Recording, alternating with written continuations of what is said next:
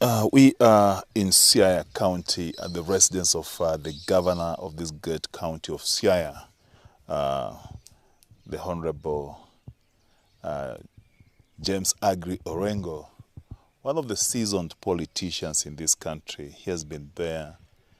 He has done a lot for this country. He has seen all these liberations that have been fought in this country, the first, second, and now we are talking about the third liberation. And we just want to talk about a few things here and there about local politics and even national politics. Your Excellency, welcome to the show on Azimio TV. Thank you, Philip. Well, before we start this interview, I would wish that you subscribe to this channel because it's the leading online TV in the country, and we are proud that you keep watching, you keep supporting us. Keep it here and also subscribe and make sure you keep watching and spread the word about Azimio TV. Your Excellency, let's talk about Siaya County. You've been in office about 2 years now. What do you think you can say you're proud of as a governor of this great county of Siaya that you have achieved for the last 2 years? Well, we had a manifesto that we launched during the campaign, and there were several pillars in that campaign in terms of our objectives and strategies. And one of them was agriculture. We believed that in order to transform lives, to impact positively the lives of the people in Siaya, who have largely depended on subsistence agriculture, that would make agriculture the pillar for development and transformation. And we promised, and I think we did in our first year, provide to the farmers fertilizers, certified seeds and fertilizers, and acquired tractors to try and mechanize the agricultural production. And I think that has gone pretty well. But my proudest moment was this week when the president launched the cereal rice mill. Part of Siaya lies within the Yala Delta. It is a place with a lot of potential in agricultural production. We grow rice around the Lower Nzoia area, and it was not being done for value addition. It was just for subsistence, and a lot of people were coming from Uganda to buy rice produced in Siaya and partly in Busia. That mill is now operational, and this year we'll embark on building a cotton mill, a ginnery, in Rarieda. And then we have the industrial parks which are coming up also. So overall, in the agricultural sector, we think agriculture is key for transformation in this part of the country. Secondly, we said health was critical, and I can say in health, we are developing our referral hospital in Siaya. We are going to have, again, launch in the next 2 months, a new surgical unit with a modern ICU, with about 4 operating theaters. I think in the health sector also we have had some significant improvements, both in terms of infrastructure. There are several hospitals and dispensaries that we are upgrading, and also in terms of health commodities, including medicines, they are now better available than what we found at the beginning. It could be improved, but I think we're in a better place. In water is critical, particularly in the areas around the lake. We are going to have a major water project, construction, design and construction is going to commence in a few months. That is in Central Sakwa and South Sakwa. We had another project which we are doing with the national government, the Ugunja, Sega, Okwala water project, which is complete. What remains is connectivity, last mile connectivity, and the national government together with us, we are providing funds to ensure that in the areas of Ugunja and Ugenya constituencies and part of Orengo, they're going to benefit from this major project. Education, I think we are doing very well in terms of ECDs. We have fully engaged on permanent and pensionable terms our ECD teachers, and I think that is a success story for us. Your Excellency, back to the agricultural sector. Being a rural county, mostly people here rely on agricultural produce for their survival. What is the reception of the local farmers with regard to the measure the government is putting in place, the county government is putting in place to ensure that production of cash crops and even crops that can be consumed domestically here is concerned? Well, I think the reception is good. I think we have basically been growing maize, sorghum and cassavas. We are trying to diversify. In the area of edible crops, you may find that there are a lot more people in Siaya growing, sunflower. I also, this season, planted quite a lot of sunflower. In the area of, vegetables, we have a farmer here in Okwala, in West Ugenya, who is producing for the European market on a daily basis. Is exporting, vegetables, including This traditional vegetable? No, a mixture of all manner of vegetables, including pili-pili and such kind of things. So it speaks to, when people hear about exportation of vegetables and flowers and say it all, that never happened in this area. So I am encouraged by the farmers. Cotton, we could do better. We supplied cotton seeds again with the support of the national government, particularly in the Rarieda area. I think it's got great potential, and that's why we are trying to do a ginnery in Rarieda, a modern ginnery in Rarieda. So I'm happy with the farmers, but we are coming from a position where nearly all the farmers in this area were engaged in purely subsistence farming. And when you went to every market in this area, the vegetables and other produce was either coming from Uganda or some parts of Western Kenya. And sometimes you get, supplies in, from places as far as Molo.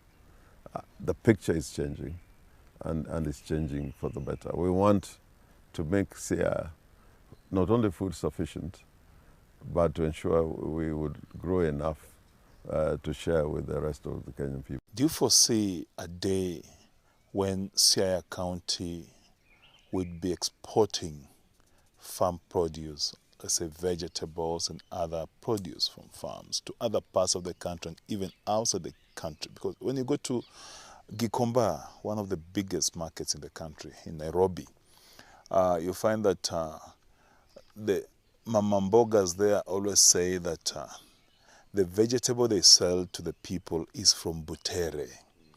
Do you wish that one day, now mamambogas will be saying the vegetable we always receive here to sell to the people is from Siaya, somewhere Alego, Songa, or say Rarieda? Yes. The fact that already somebody is exporting to Europe is speak to the potential.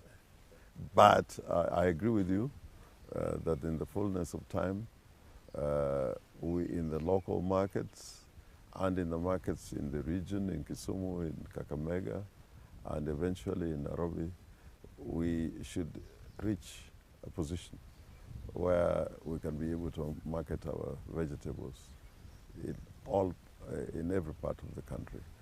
But the one product that I am sure goes to Nairobi and other urban centers, and even as far as Mombasa, for those who want to eat lake fish.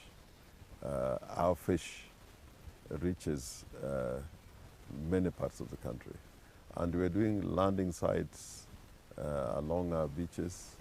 We got a modern, fish processing outfit in Luanda Kotieno with facilities for refrigeration. In fact, the cold storage there can keep fish fresh even for 5 years.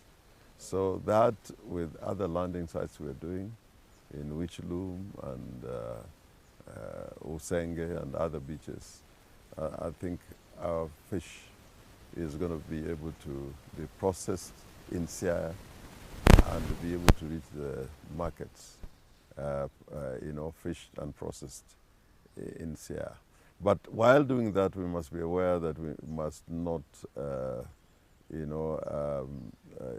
fish to levels where there will be no more fish in the lake. We are engaged in a program and a project of stocking fish in the lake. There's a lot of cages in the lake now, but we must be very careful that there's no overfishing, and we must Your keep the Excellency, stocks of the fish. fish farmers, fishermen, back in the day were complaining about 2 or 3 years ago that the introduction of these cages is trying to deny them the opportunity to fish and make a living out of what they've been doing before. So do you think it's a viable idea to have the cages in the lake to try and contain fishermen from overfishing?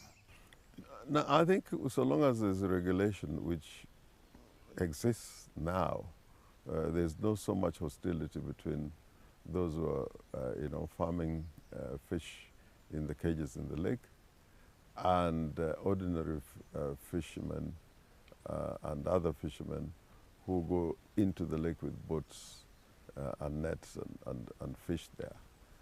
Both of them, we must watch their activities because we don't want overfishing, we don't want hostility. But the unique thing about cages is that you can put fingerlings, you can put fish foods into the cages and stock the cages. So it can actually assist in also, stocking the lake. And it's not just Lake Victoria, we've got quite a number of lakes here to make sure that, we keep our fish in the lake, so that there is no overfishing. Earlier on you spoke about introduction of sunflower farming. If this picks up, do you intend to set up a factory to process this sunflower into edible oil in the near future for the county? We'll certainly do when we get enough harvest. There's a small plant, is like a cottage industry in Siaya municipality, where you can, process the sunflower. But I think if we expand, that activity in sunflower farming, increase the acreage, we'll need a better facility. But, a lot of people would want to invest, bring a mill here, an oil mill here. They have got to be sure that we are producing enough And I'm saying that, you know, in another 2 years, we'll be talking about the need for you know, a mill, you know, to process our sunflower. You know, now we have a rice mill because production is good and can be increased. We are going to have a ginnery for cotton because production is good. And I think if similarly with sunflower, if we extend the acreage of necessity, we'll have to have a mill to process the sunflower. Do we still have the Dominion farms around here? The Dominion farm, the investor, you know, left, but we have another investor who acquired the land and got a lease in Yala Swamp.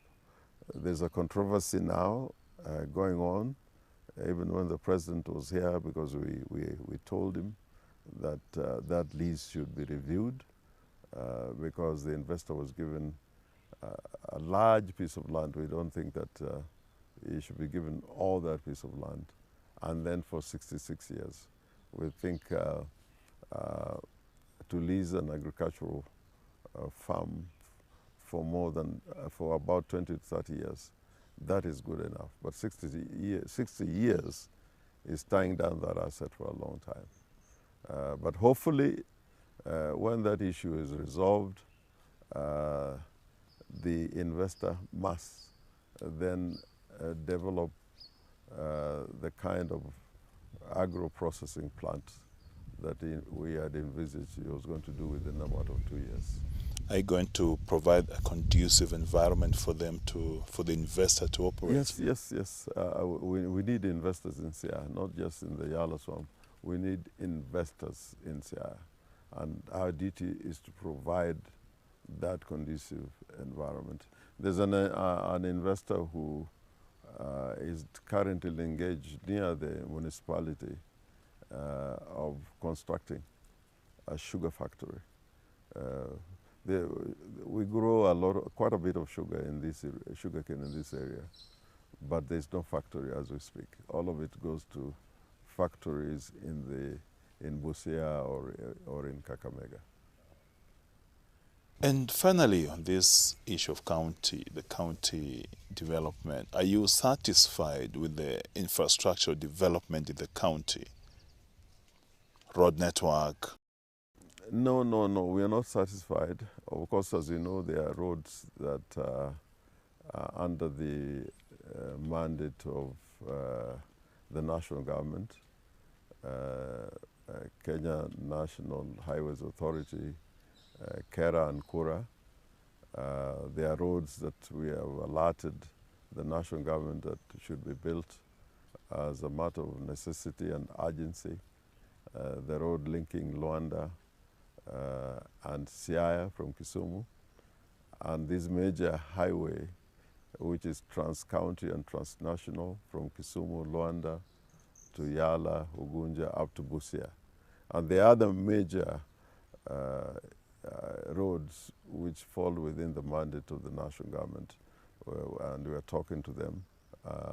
We could be in a better place if some of those roads were done. At the county level, we have problems about resources, having enough resources to open new roads and maintain the roads that exist. We are putting emphasis in modernizing our road networks within certain municipalities and markets. In this financial year, we hope to tarmac roads within Usenga town, Akala, Ndori, Yala, and Sega. We believe the future is urban. If you have got good roads within urban centers, towns and markets, that will attract more investments and encourage investors to come on board. That's fairly good, Your Excellency. Viewer, we are going to take a very short break, and I will keep asking you to subscribe to Azimio TV for videos, information, and entertainment. When you come back, we're going to talk about politics. This is a seasoned politician. They call him Gwiji la Siasa in Kiswahili. Shortly. Welcome back. Your Excellency, talk to us about this broad-based government. What do you make of it? Because, there's been hue and cry from especially partners in the Azimio coalition that the opposition is being killed by the government of the Republic of Kenya, which is led by His Excellency President William Ruto. What do you make of this broad-based government? Do you think it came in at the right time for the country? Yeah, I think, there were several problems that, brought about this broad-based government. The government, the Kenya Kwanza government was dysfunctional. It was imploding because of activities within that political formation. And in the country, there was a lot of dissatisfaction with, the cost of living. And this, as you see, it is not just this year, from last year, there were demonstrations. People died, some were injured, properties were destroyed. And there was an opportunity to try and bring the country together through the NADCO process. Unfortunately, before we could see the light at the end of the tunnel, there was again an upswing of protests, popularly under the auspices of the Gen Zs. And, the country was becoming ungovernable. So I think it was important to try and find a mechanism for bringing peace and unity back so that the country can now deal with the root causes of the problems that led to last year's demonstrations and the Gen Z demonstrations this year. Now, the broad-based government is not necessarily a coalition government. In fact, it's not a coalition government. One cannot say that ODM as a party has become part of a ruling coalition. What has happened is certain persons within the party who had been approached to assist the current government in trying to not only manage its affairs, but to create, as you say, a broad-based government.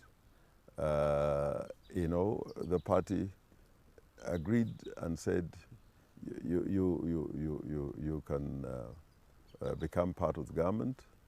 The party will give support without necessarily surrendering its role as the minority party in parliament or as the opposition. At the same time, the party ODM will not retire from its constitutional duties of oversight. The question of legislation and representation goes across all the parties, the duty of all the parties and members of parliament to undertake those functions. But when it comes to oversight and by a constitutional construct,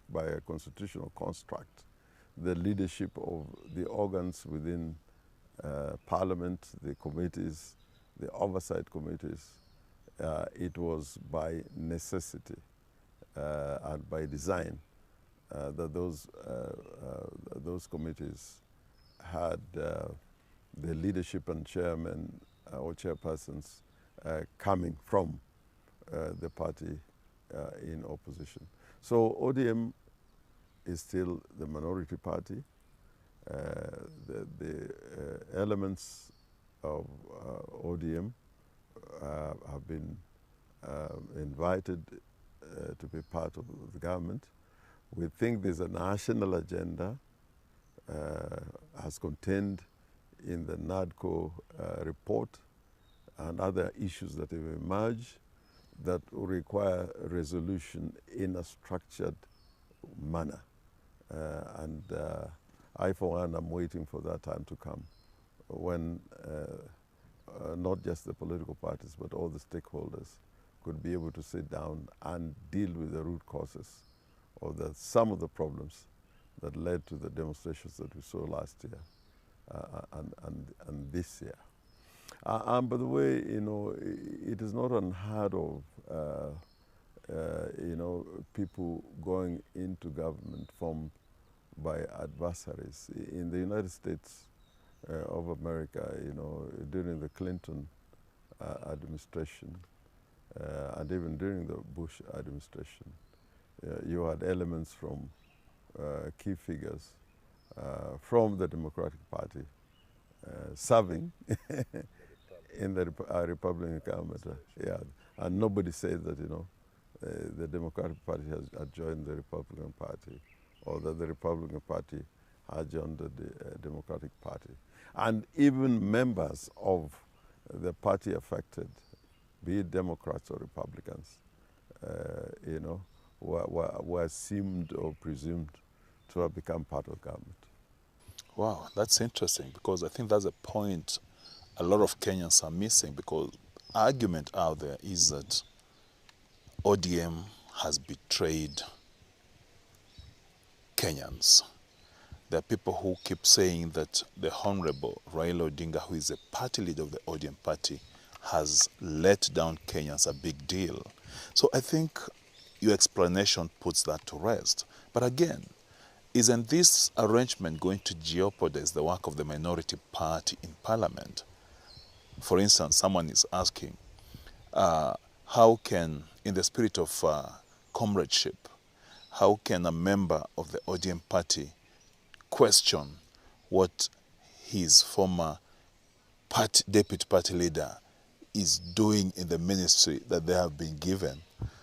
No, those people are completely ignorant of the constitutional construct. Parliament is independent and distinct and separate from the executive. For example, the role of Parliament of oversight. Under the Constitution, they have a duty to oversight the government as a parliament. As a parliament. We are not in a parliamentary system where members of the executive serve in parliament, where you can say the government is in parliament, or the Westminster model, the government is actually, the executive is in parliament. Now we are going to add completely different construct where the executive is not in parliament. And a lot of the leadership, most of the leadership in parliament of the committees are, are from the party in government, because they have a majority in parliament. There are situations that are going to arise where, like we had during the Grand Coalition government, where, before we became part of that Grand Coalition, ODM had more members in parliament than the party of government. So these situations are dynamic and can arise. So it is parliament to fulfill its constitutional obligations to provide legislation, representation, and oversight. And it is not representation of the government. Members of parliament represents the people and the counties, so to speak. So I think once we know how that system should operate, and this is not just akin to Kenya, even the United States of America, the Congress is distinct from the executive, and nobody questions, the role of that constitutional duty that the Congress has. Although every political party would want to operate with the majority in parliament or in Congress, so that there's not disharmony and dysfunction. But again, there are dangers when a party in power is overrepresented in parliament. Now, back to this broad-based government and the inclusion of 5 of members from the ODM party into it. Someone posted on their social media platform that why just ODM? Why didn't other political parties within the coalition of Azimio la Umoja One Kenya coalition be approached to be part of this broad-based government? I think probably that would now be for the president or people in Kenya Kwanza to answer that question, because as I know it, they were approaching individuals to serve. And as we speak now, I know those positions are not being completely filled. I think there's still a position remaining in cabinet, one ministry. So probably, it may be in the mind of the executive to approach another sector. But it should not be lost that when the Kenya Kwanza government was trying to form this broad-based government, they were probably looking for regions where there was no effective representation and inclusivity in the national government, that is the executive. For example, in the entire Nyanza region, and excluding Kisii and Nyamira, there was only one member of the cabinet, for the entire region. In the coast, of course, there was, if I can remember very well, there was Minister Mvurya. Now, with an addition of Honorable Joho. There was also, I think, Aisha Jumwa. Aisha Jumwa. Yeah, it was just a replacement. Yeah.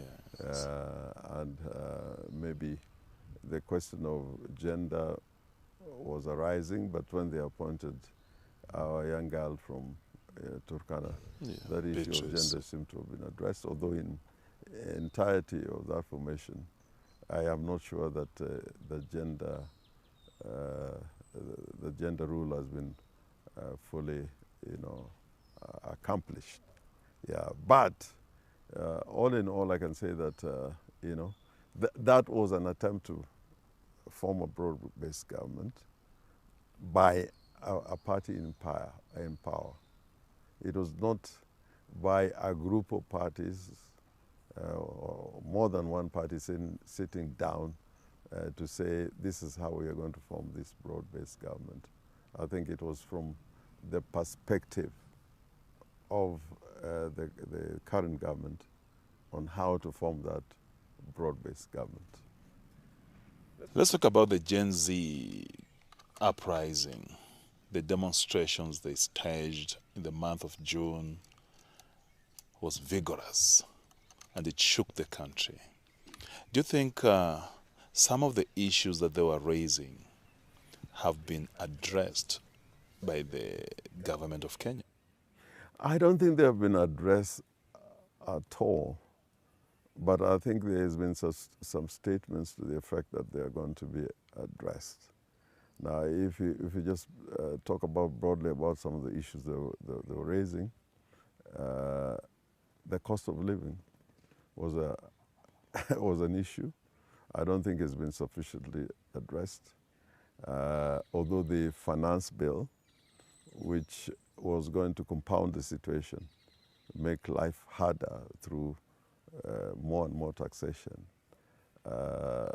in itself, the withdrawal of that bill did not answer to the questions that were raised around the cost of living. You remember even last year when Azimio and ODM were raising these issues about cost of living, the Kenya Kwanza administration said, no, this is not something to be addressed by the team from the two coalitions, that it is the government that is going to rise or fall, whichever way they were going to address that issue of the cost of living. If you're in the shoes of President William Ruto today, you are the president of Kenya, how best would you handle this Gen Z issue? How would you approach it? The Gen Z issue is first is issue of exclusion. You know, if the young people, because this was the young generation talking about the problems that were unique that they were experiencing, and a starting point which would have been a quick win was to address this issue of inclusivity, so the young people can be sure by looking at the face of the government that they were being involved, they were participating in the affairs of the nation, and that could have been a quick win. And in order to put the country on the right path and create an enabling environment to address some of the Gen Z's issues, the issues of abductions, which seem to be continuing, the arrests, and also the question of prosecutions. Those largely have not been addressed, and compensation for those who were injured and for families who lost loved ones, that has not been addressed. The properties that were destroyed, those have not been addressed. So we need to create this enabling environment to be able now to talk substantively with the Gen Zs and other stakeholders on a national platform on how to deal with the problems that were raised. Do you think that environment can be created now? I think it can be created, and I think the space is there. It's been created. It is upon the government now to seize it. Yeah, and I urge them that they should not take this formation of so-called broad-based government as the solution by itself, because it's for them to seize this moment.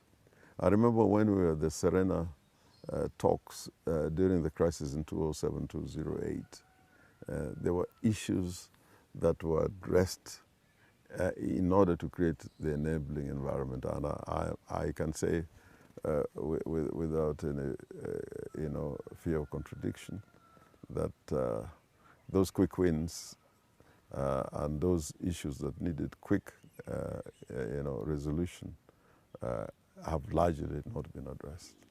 Finally, about the ODM party. A lot is being said around.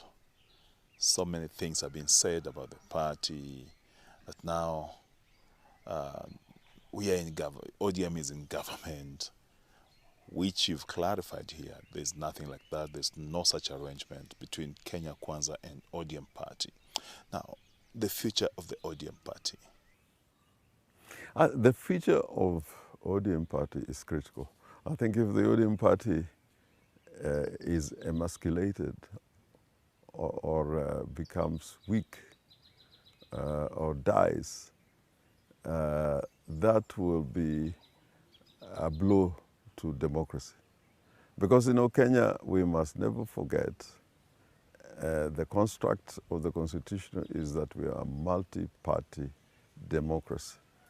Parties are pillars of democracy, at least the Kenyan design and architecture of democracy, the way it should be implemented is that parties play a very critical role.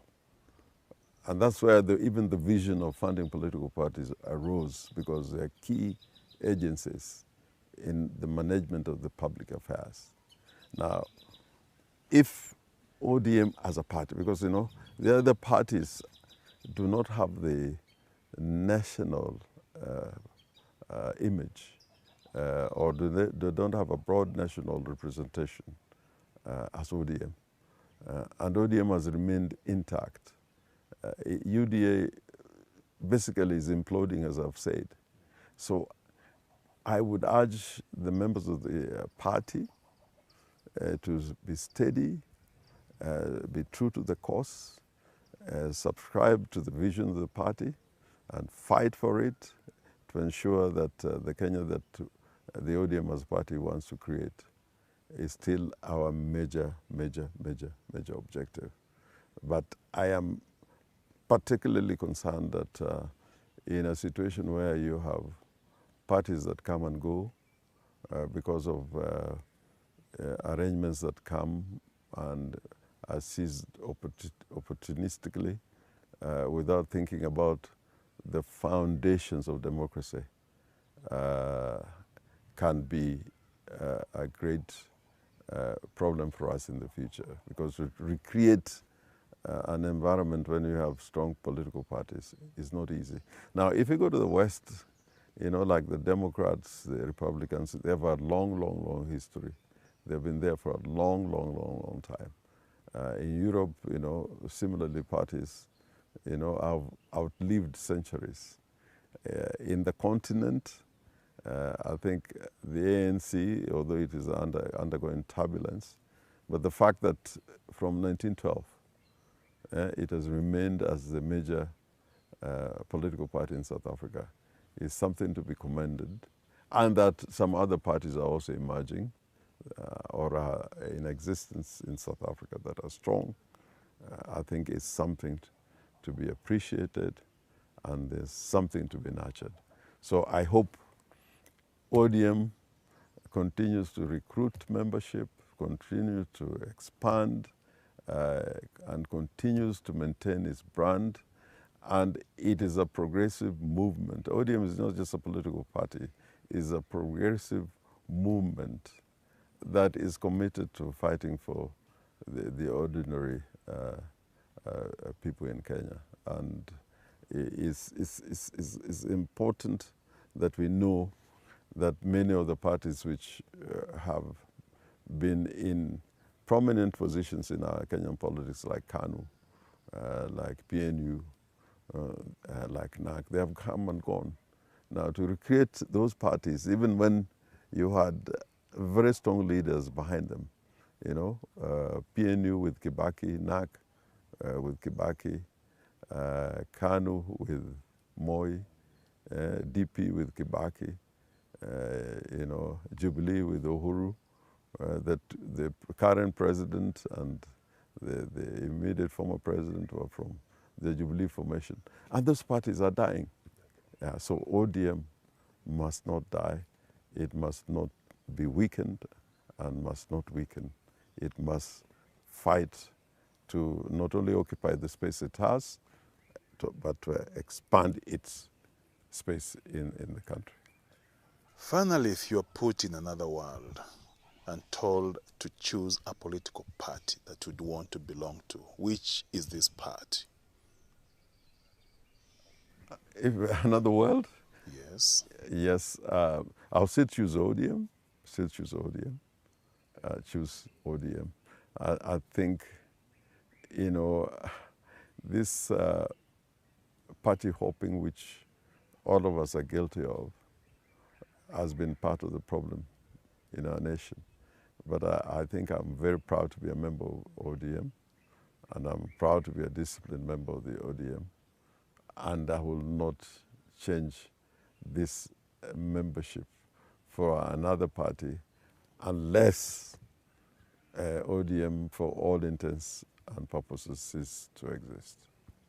Thank you. In another world, you'll still choose ODM. Thank you for your time, Your Excellency. We have been hosting the Governor of Siaya County, His Excellency, the Honorable James Orengo. We have been glad to host you, and we hope that next time you'll also grant us time to talk to you on numerous issues, both local and international, and even nationally. Thank you, Excellency. Thank you. Keep it here, Azimio TV. Keep subscribing. Until next time, goodbye.